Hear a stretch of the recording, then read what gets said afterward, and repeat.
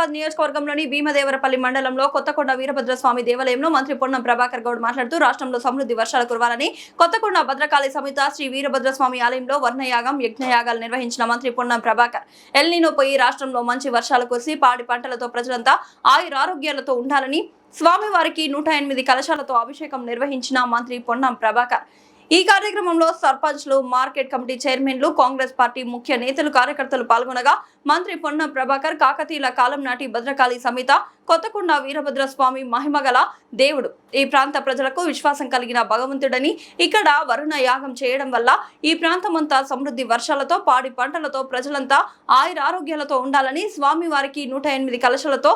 నేను హైదరాబాద్ ఇన్ఛార్జ్ మంత్రిగా హైదరాబాద్ లో జరుగుతున్న బోనాల పండుగ సందర్భంగా అన్ని దేవాలయాల్లో అమ్మవారిని ప్రార్థిస్తూ మంచి వర్షాలు పడాలని పూజలు చేయడం జరుగుతుందన్నారు.